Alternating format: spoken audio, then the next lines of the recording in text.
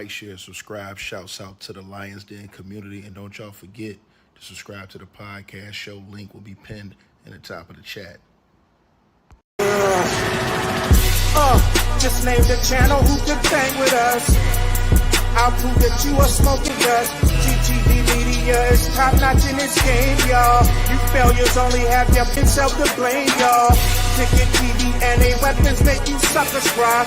Why don't you close your channel, crawl into a hole and die? Shout out to those who love our movement, no, we'll never flop until you get your mouth off LGBT. We are the underground outfit, y'all. We built this whole thing by ourselves, no in y'all. Independence start with self-preservation. If you can't take care of self, then how can you build a nation, y'all? Yup, we got that merch for the ladies, and yes, we even got that merch for the babies, and we got appliances and everything that you will need. We got some banging songs that make anemic haters bleed.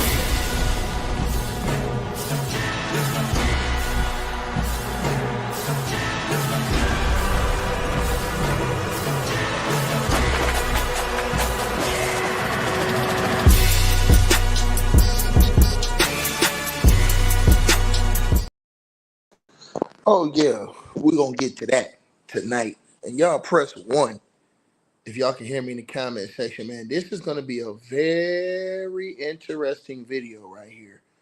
Press 1 if you guys can hear me in the comments, man. I got a mic check 1 2 1 2. Again, this is gonna be a very interesting video right here because something happened, man. And salute to everybody that's been hitting me in the Cash App, showing love, supporting the channel. I appreciate all of y'all, man. Again, y'all hit the like button, like the video, man. Let's get over about 2,000-3,000 likes in this video, man. All the likes, I appreciate it. All the people that hit the Cash App, PayPal link pinned at the top, I salute y'all. This man has been executed. According to reports, the serial killer who... Can y'all hear me? Yo, press 1 if y'all can hear me. Hold on one second. Can y'all hear me?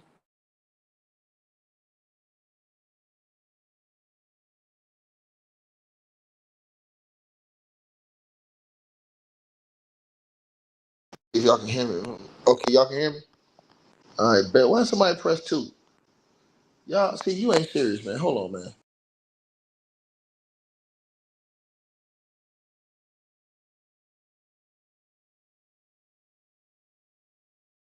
Yeah. We good. Yeah, everybody said they could hear me, man. You in here trolling, dog. You trolling, bro. But anyways, though, let's get on with the video, man. Salute everybody watching. So, Glenn Rogers, serial killer, has been executed. Now, he had been hit with the death penalty, and he had been executed just a couple of days ago. Now, according to reports, Florida has now executed the suspected serial killer who was once eyed for the possible link to the O.J. Simpson, Nicole Brown Simpson, and the murders of Nicole and Ronald Goldman. This article says, and there's multiple articles, and I'll read one out of CBS News. It says, suspected killer, serial killer, once scrutinized for his possible link to the O.J. Simpson case that riveted the nation in the mid-90s, was executed this past Thursday evening in Florida for the murder of a woman in a Tampa motel room. Now it says Glenn Rogers, who was 62 years old, had received lethal injection at the Florida State Prison near Stark. Now it says that he was convicted in Florida of the 1995 robbery and murder of Tina Marie Cribbs, a 34-year-old mother who had met, who he met at a bar, and he was sentenced to death in 1997, yo. Now it says, according to the court documents, he killed this woman, stole her car, fled the state before being stopped at the highway chase in Kentucky. Now, his execution followed decades of failed appeals. Now, they said, the governor, Ron DeSantis, said that Glenn Rogers' death warrant on Tuesday marking the fifth such execution this year in Florida.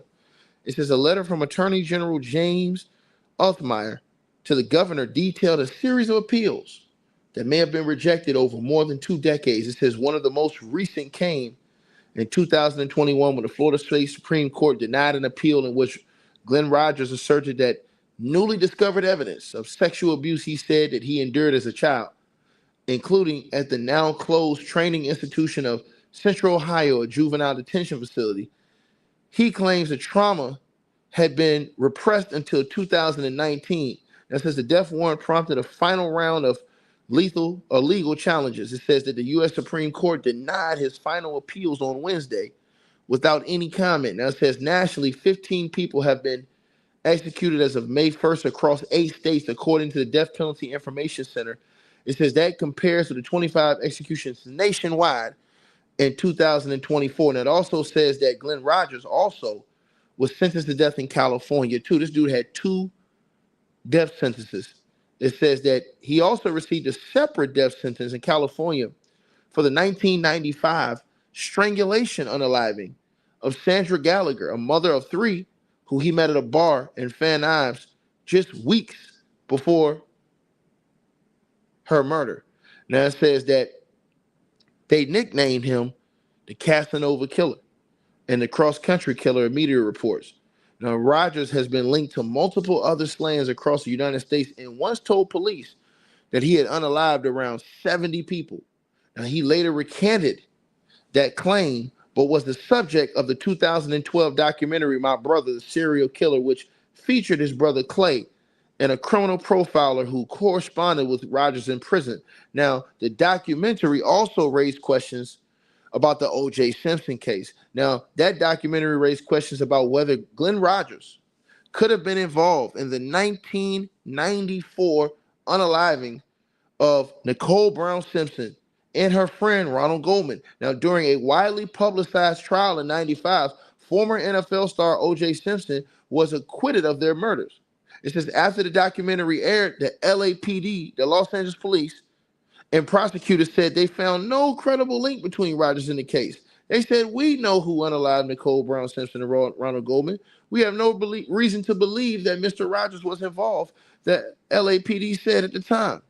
Simpson, who maintained his innocence but was found liable for the deaths in a civil case, later served 9 years in prison for unrelated charges. He died in April of 2024 at age 76 following a battle with cancer. It also says that Glenn Rogers' pattern of victims and how Florida carries out executions, it says that his female victims, both confirmed and suspected, often share similar traits, including petite builds, red hair, and being in their 30s. He was originally from Hampton, Ohio. It says that Florida used 3 drug cocktails for executions by lethal injection, a sedative, something that paralyzes you, and a drug that stops your heart, according to the state corrections, right? I want to tell y'all something. And I want everybody to smash the like button. O.J. Simpson maintained his innocence until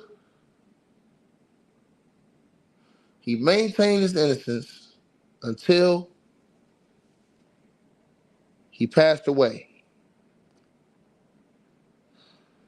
O.J. Simpson's, one of his attorneys,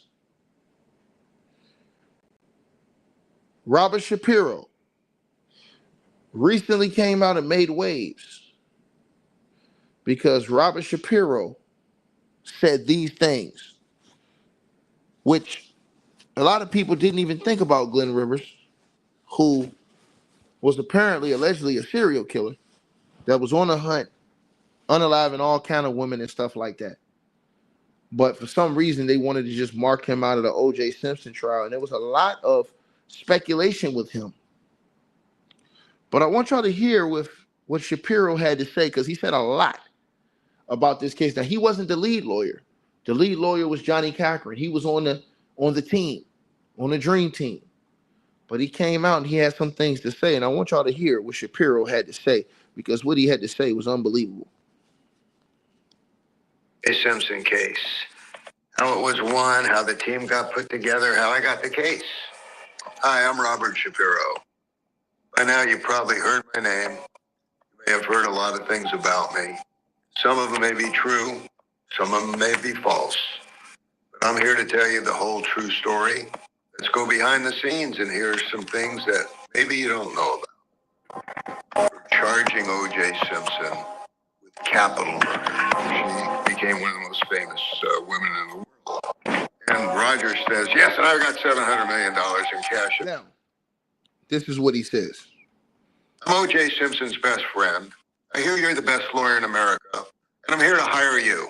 And believe me, I can afford you. I'm at the House of Blues, and it's a celebration for the anniversary of my dear friend John Paul DeJoria and his wife Eloise. You may know that name. He started a little company called Paul Mitchell out of the trunk of his car, and then decided that perhaps tequila might go along with some good haircuts. And so he started a little company called Patron. Anyway, I'm sitting there, we're having a great time, and it's about 7 o'clock at night, and the manager comes up and knocks on, just taps me on the shoulder and says, sorry to disturb you, but you have an emergency phone call. I go, oh, crap. Nobody knows I'm at the House of Blues, and why would I be getting an emergency phone call here? Your head starts to spin, you know? Is it the family? Is it kids? Is it parents? In a large, rough voice, somebody introduces himself, says, hi, I'm Roger King. You probably heard of me. You ever hear of Wheel of Fortune, Jeopardy, Oprah Winfrey?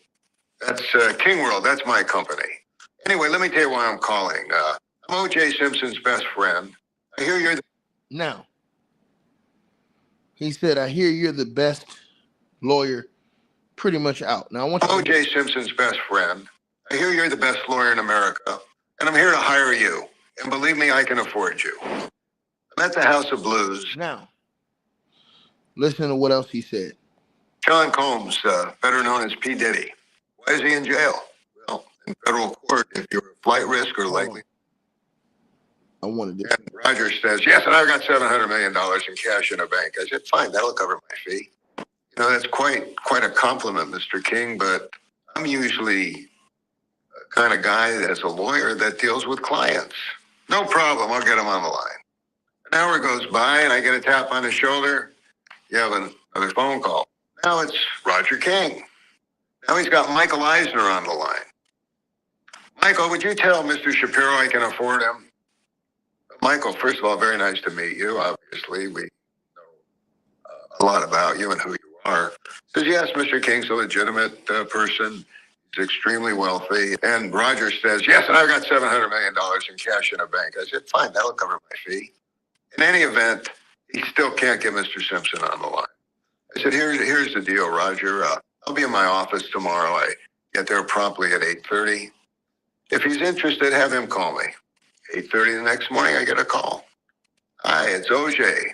How you doing? I'd like to talk to you. That was the beginning of history. Now, he goes on.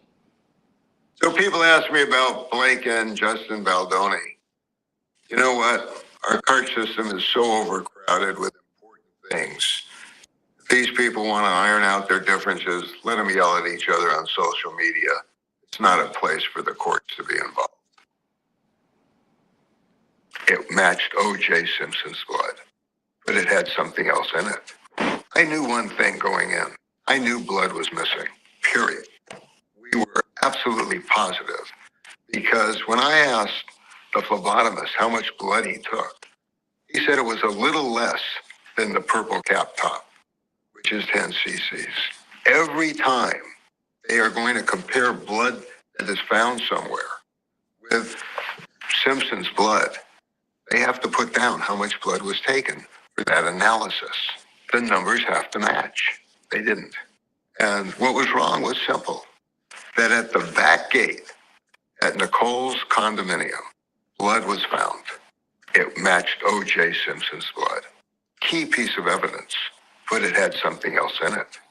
It had the preservative that was put in the capsule to keep the blood sample fresh. We also found the same thing on a sock, that the blood was contaminated. That's a pretty important piece of evidence that destroys credibility. On top of that, well, how could that have happened? Detective Van Adder, when you got the blood sample, what did you do with it? Now, he goes on. Turned to OJ and said, you're not going to get convicted unless we really screw up. At Nicole's condominium, blood was found. It matched OJ Simpson's blood. Key piece of evidence, but it had something else in it. It had the preservative. On top of that, well, how could that have happened? Detective Van Adder, when you got the blood sample, what did you do with it? Well, I took it to my office.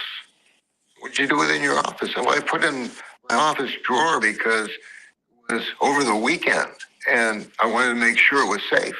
I said, isn't there a procedure for what you do with blood? Don't you have an evidence locker that's sealed and you put it into an envelope and you write exactly what's on it and put it in there? Yeah, that's true. You didn't do that, did you? No. I wanted to take it directly to the criminalist so there would not be a break in the chain of custody. What did you do with it? Well, I came back and went to both crime scenes looking for the criminalist. I think that set the tone for a not guilty verdict. At which time I turned to OJ and said, you're not going to get convicted unless we really screw up. And then he went on. He went on. And this is the craziest part of it all. They're going to ask you to try on the glove. That glove will not fit you. I'm looking at the glove like I'm a mad scientist. Put it on, take it off, and put it down. What's the next thing I do? I go to the lockup. I said, OJ, when we were at sidebar, they're going to ask you to try on the glove. We've objected, but Ito is going to make you try on that glove. Let me see your hand. Puts it through the bars. I said, hey, I just tried on that glove. It's a little wide in the palm and a little long in the fingers. And I have relatively small hands. That glove will not fit you. So I want you to get as close to the jury as you can. I want you to hold up your hand like you're holding the Olympic torch and pull and tug on the glove because it will not fit. And it didn't. That is the glove story. But I know that glove in the courtroom did not fit Simpson. Had nothing to do with arthritis or medicine he took because we had no idea it was coming. That's crazy. But he went on. He went on. After the glove stuff, he went on. And that's crazy, bro.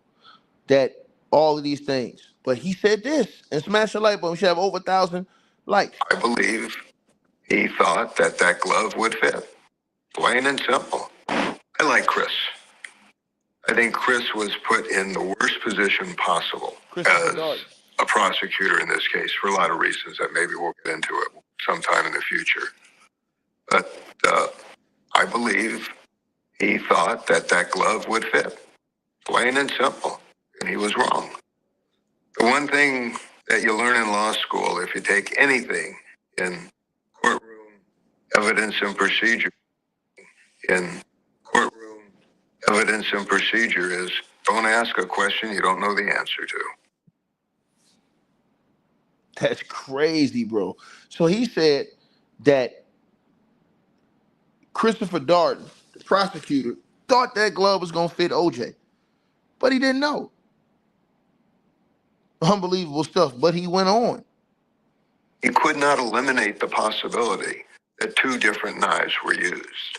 So one of the most curious things that came out of the autopsy at the preliminary hearing and then later with the coroner himself on the witness stand was what caused two different types of wounds on both Nicole and Ron. And one seemed to be serrated and one seemed to be a straight edge. And the coroner said that he could not eliminate the possibility that two different knives were used. That opens up the question as to whether or not. Now think about that, what he just said, y'all. I didn't even remember they talked about two different knives. That's crazy. Two knives, two different people. What caused two different types of wounds on both Nicole and Ron? And his one seemed to be serrated and one seemed to be a straight edge. And the coroner said that he could not eliminate the possibility that two different knives were used. That opens up the question as to whether or not one or more people were involved. Certainly it's possible one person could have two different knives. Doesn't seem logical. The more logical explanation is two knives, two different people. That was the basis of why I was cross-examining the coroner, as to come to a determination. And the coroner said that he could not, with a reasonable degree of medical certainty, eliminate the possibility that two knives were used and two people were involved. I've always thought that it was multiple people. But he goes on. I mean, the LAPD at that time was not the LAPD of today. The basic philosophy, and I learned this as a DA, was the ends justify the means. So probable cause was not a concern of officers. If they wanted to stop a car, they would stop a car. And in those days, it was, I smelled the odor of marijuana coming from the interior of the car. Now, they're outside, the windows are up, but they smelled it anyway. And that gave them probable cause to search cars, tear cars apart, you know. And that was fine, because if they found dope, well, so I had to hedge it a little bit. They were not equipped for sophisticated investigations that are done today routinely. And they certainly had no knowledge of collecting evidence for DNA. None whatsoever. Now it's totally different. Now, LAPD especially is an elite law enforcement group, in my view. Like everything, I mean, they got 10,000 people, so are they going to have some people that are borderline? Are they going to have some people that are racist? Of course they are. But across the board, it's a fine organization. They learned a lot from the Simpson case. And then he said, you know, this. You know, People versus O.J. Simpson came on. My wife wanted to watch it. I really didn't want to, but I decided I'd watch the first episode because I knew I'd get aggravated anyway. And I got aggravated. I turned it off and didn't watch it again. And what really actually concerned me is I believe that if you're a living person that's being depicted on television, that the actor portraying you should meet with you and see you and learn about you personally. That didn't take place. And so my only comment on that was that after the series, there was award season, and every person who played a lawyer in the People versus O.J. Simpson was nominated and got an award. And so I wrote a little note to John Travolta. I said, you know, I noticed that everyone who played a lawyer was both nominated and received an award, except you. Great job. So I think Sean Penn would have been an ideal person to play me. I know Sean. I think he's a great actor. Travolta's a great actor, but his portrayal of me was far, far afield from the person I am in private life and certainly the person I am in public life. That's crazy, bro. So people are asking me why 30 years later am I talking about this case? First, I haven't talked about it in 30 years. Second, there's been a lot of new interest in the case due to some documentaries, some that are accurate, some that are fiction. And then many of you were not even born when this case took place. And it's the case of the century, and it's certainly something that captured everyone's interest, not only here, but around the world. There's been a spirited debate, and I've been looking at your comments. Some are positive, some agree, some disagree. Some don't like me, some like me, and that's all great. I remember when I first got this case, I made a statement that this case is going to be tried in the media before it's tried in the courtroom. And that's what's happening here. And this is really, I think, terrific. Everybody's engaging, coming up with their thoughts, and coming up with their ideas. Over the period of weeks or months that we're doing this, at the end, I'm going to give you my conclusions. Now, he's talking about how he really felt about that O.J. Simpson case, right? I want y'all to listen to this. Detective Furman, did you plant the glove at Rockingham? I think the most important piece of evidence in this entire case was Detective Mark Furman. Mark Furman found the most significant piece of evidence, the bloody glove found behind O.J.'s house. Our first witness was Mark Furman. Mark Furman was asked 3 questions. Did you lie, Detective Furman, at the preliminary hearing? Second question. Detective Furman, did you lie at the trial? Third and most important question. Detective Furman, did you plant the glove at Rockingham? All right, take a moment and think about that. What do you think his answer was? I did not lie at the preliminary hearing. I did not lie at the trial. I did not plant the evidence. I don't remember any of those things. His answer was simple. I take the Fifth Amendment. I refuse to answer any one of those 3 questions on the constitutional grounds that the answer I give may tend to incriminate me. I've talked to the most conservative people in the world about this case. And when they hear that fact, even the most skeptical will say, well, he really was guilty. I know he did it. But if I was a juror, I would have had to vote for an acquittal, not guilty. That's crazy, bro. A police officer taking the Fifth when you ask him, did he plant evidence? That's crazy, bro. That's crazy. So when you think about this thing with Glenn Rivers, it was a lot of, Glenn Rogers, there was a lot of allegations surrounding Glenn Rogers. A lot of people had different talks around Glenn Rogers. They was surprised his name wasn't brought up even more around that situation. You know what I'm saying?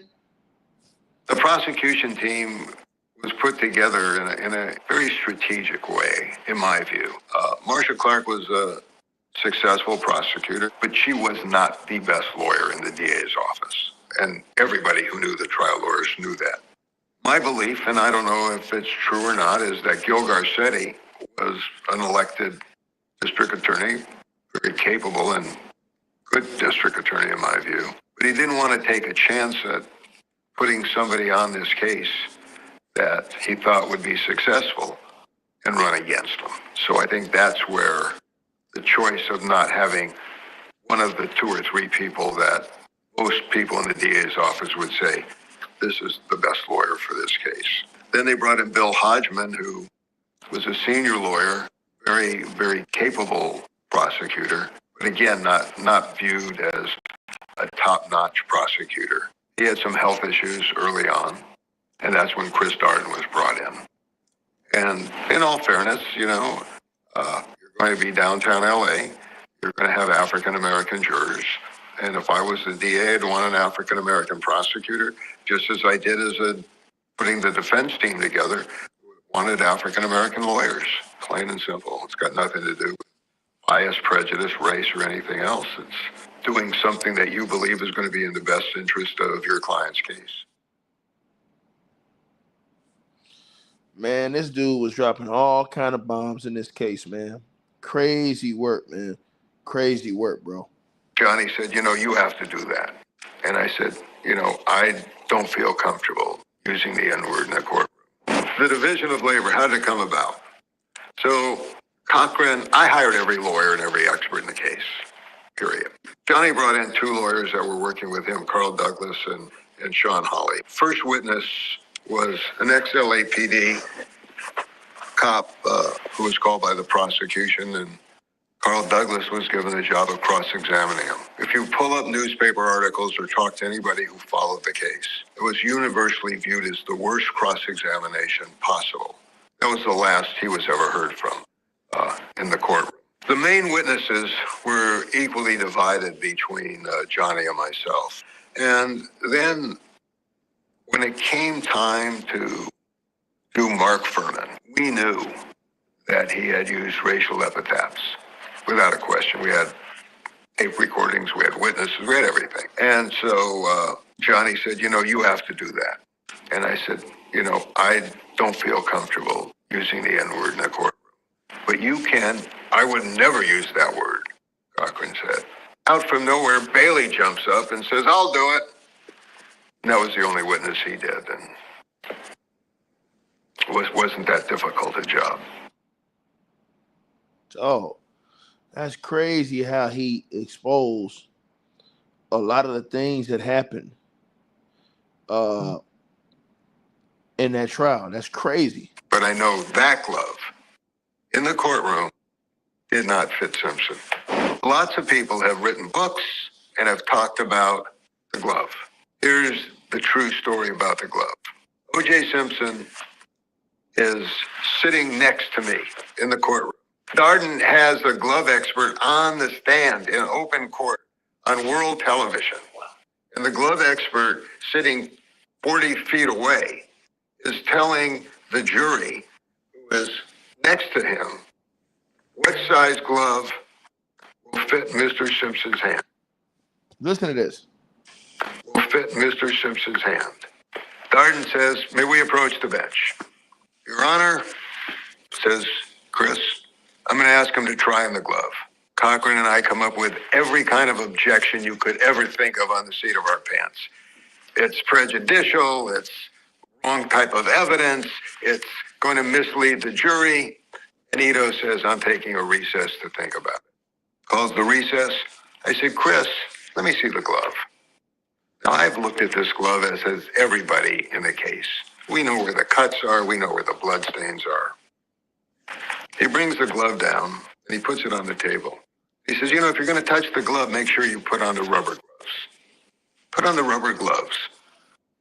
And I do it for one purpose only, to put the glove on my hand and take it off. I'm looking at the glove like I'm a mad scientist. Put it on, take it off, and put it down. What's the next thing I do? Man, bro, that's one of the things that was one of the biggest mysteries that I've ever seen before in my entire life, you guys, was the mystery of not knowing,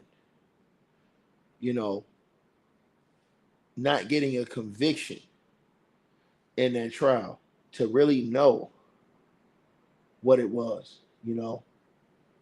and that's the craziest part. That's the craziest part, and so unbelievable stuff, man.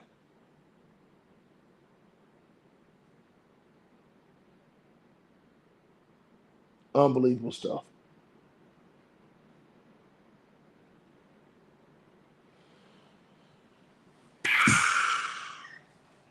Y'all let me know what y'all feel, man. How do you guys feel about this, man?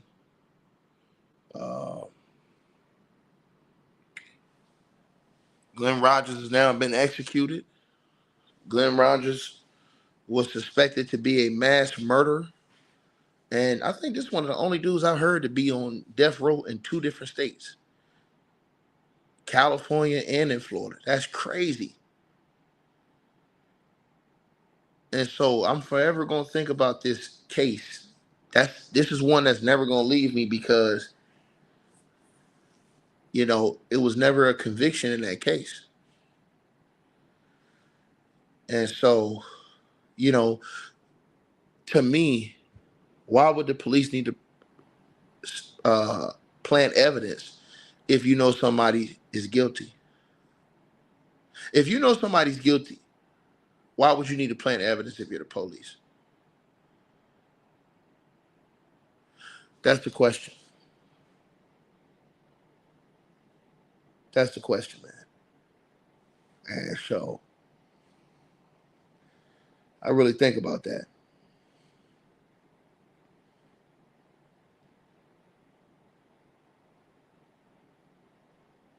Crazy work. Y'all let me know what y'all think, man. I'm just sitting here thinking, bro.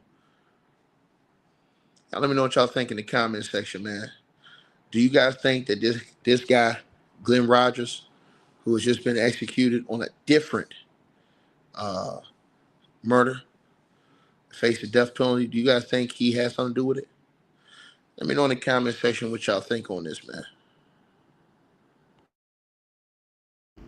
All right, you guys. So we appreciate everybody that popped in, supported this video. Make sure that you guys shop our merch. We got that new A Weapons merchandise right there below this video. All you got to do is look below. The links will be pinned at the top of the comment section as well to get the merch, to donate, support the channel, and subscribe to our podcast show. You'll see all those links pinned at the top of the comment section of this video. And we appreciate everybody that supports this channel and our networks. Also, that straight drop weight loss formula. Go to the website. You guys will see that. A link for that will be pinned at the top of the comment section as well. Go right there for all of your weight loss needs. Straight drop weight loss formula. We have a lot of testimonials on the website. You can go to www.str-8-drop.com and get you some of the weight loss formula today. Take your weight loss serious. Get in the gym, work out, exercise, and do what you got to do. Stay on point. We appreciate everybody that's been locked into this video. Again, all the links are pinned at the top of the comment section below. Salute to all of y'all. And again, we appreciate everybody who support what we doing over here.